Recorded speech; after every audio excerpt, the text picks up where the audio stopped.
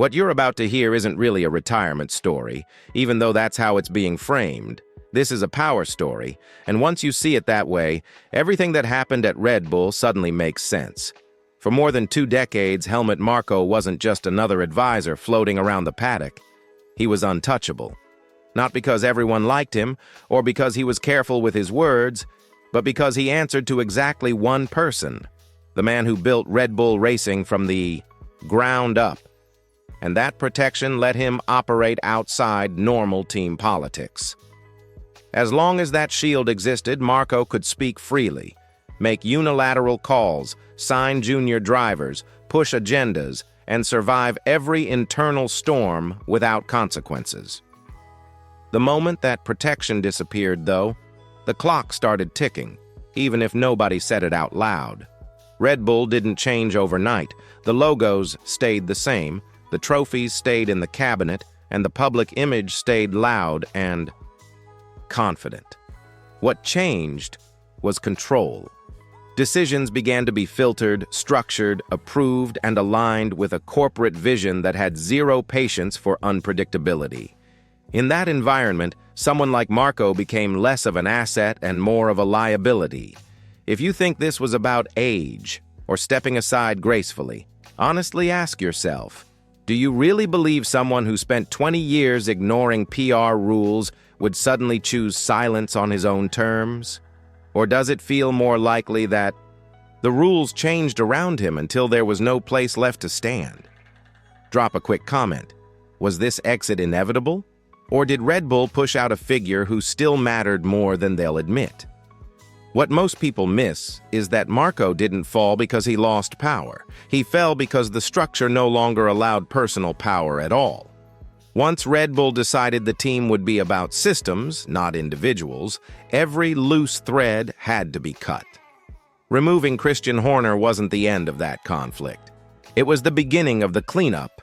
With Horner gone, Marko didn't become safer. He became the last remaining problem. For years, success acted like a shield. Winning hid tension. Championships masked dysfunction. As long as Red Bull kept dominating, no one outside the garage cared about who was fighting behind closed doors or whose influence was growing too big. But once McLaren surged forward and Red Bull started to fight for every result, that shield disappeared and the spotlight shifted inward. When results slip, teams don't just analyze lap times, they analyze people. Sponsors get nervous, executives demand clarity, and parent companies won't tolerate uncertainty. Suddenly, the question wasn't who brought the most personality to the team.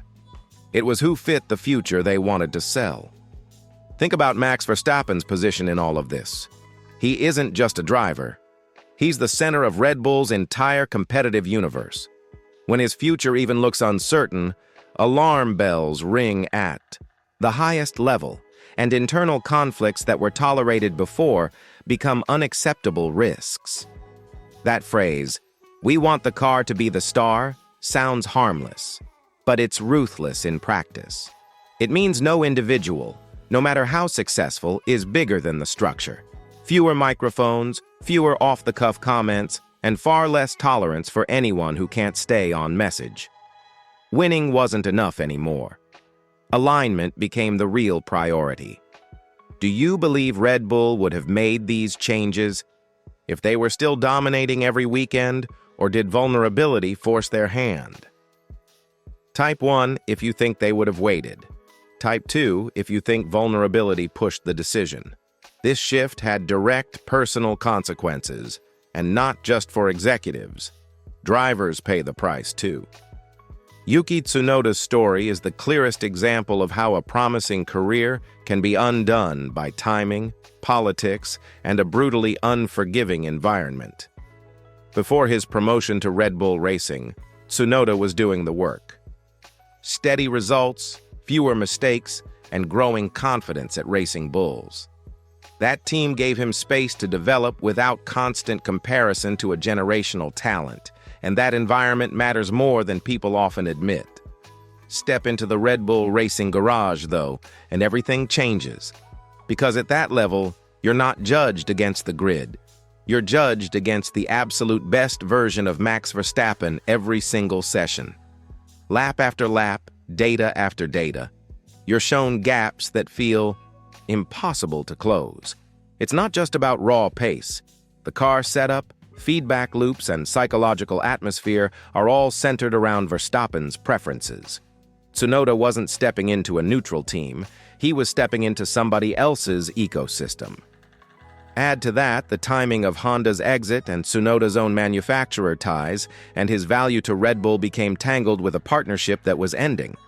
Suddenly, he needed exceptional results immediately in a car not built for him and against a teammate who effectively breaks confidence for a living. That's not a fair fight. One season later, a driver who had rebuilt his reputation found himself without a seat, replaced and relegated, his confidence shaken, and years of progress erased. If you were in Tsunoda's shoes, would you have taken the promotion or stayed where you were thriving? Tell me in the comments. This is one of those career decisions that looks obvious only in hindsight. Now consider Isaac Hadjar's approach, because it's the inverse strategy and possibly the smarter one. Hadjar isn't walking into Red Bull with bravado, he's walking in with realism. He's already admitted that early results probably won't be pretty, and that kind of honest expectation management might be the only survival strategy next to Verstappen.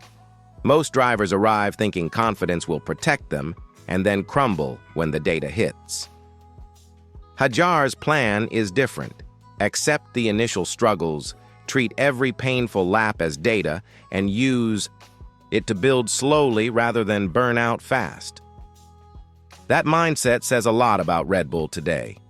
They don't need loud personalities. They need drivers who fit the system, who will follow a process instead of rewriting it on the fly. The same logic that pushed leadership into a corporate structure is now shaping the driver lineup: discipline over drama, process over ego, and while that might make the team more stable, it also risks stripping away the characters that made F1 compelling. Quick yes or no. Can any driver truly survive long-term next to Verstappen, or is this kind of career damage inevitable? Type yes or no in the chat and don't overthink it. The contrast between Marco's combustible public persona and Horner's recent silence is telling, and it points directly to the sport's broader evolution. Marco burned bridges as he left.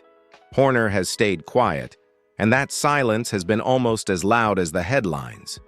Horner's absence from the public debate doesn't mean he's out of the game. Far from it.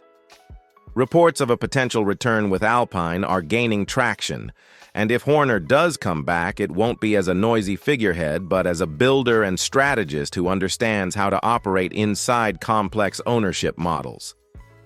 Alpine's ownership is unique. Manufacturer backing plus outside celebrity investors and a growing brand identity that extends beyond racing. That environment suits someone who can navigate corporate realities while still pushing for on-track performance.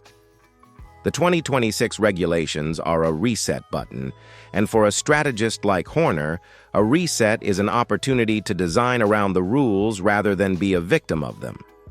Could he realistically turn Alpine into a contender under the new rules, or is this just hype? Drop your answer in the comments. This debate is only going to get louder. All of this tells a larger story about Formula One itself. The sport is moving toward tighter control, cleaner messaging, and more corporate stability. From a business perspective, that's smart. It protects sponsorships, manages risk, and makes teams predictable partners for global brands. But there's a trade-off. The colorful, larger-than-life personalities who created drama, unscripted moments, and unpredictable headlines are being squeezed out. We're trading chaos for control, and that could make F1 cleaner and more sustainable, or it could make it a little less interesting. Marco's exit symbolizes the end of one era. Horner's potential return might define the next. As Red Bull trims personalities and aligns everything to a central strategy, other teams might follow. Will Formula One become a sport defined by systems and processes rather than characters and controversy? Or will someone push back and keep the unpredictability alive? I want to know what you think. Does F1 need characters like Marco and Horner, or is this evolution necessary for the sport's future? Leave a thoughtful comment. If you've stayed with me through this breakdown and you want more context like this, not just clickbait headlines but the real story behind the headlines, make sure you subscribe and turn on notifications.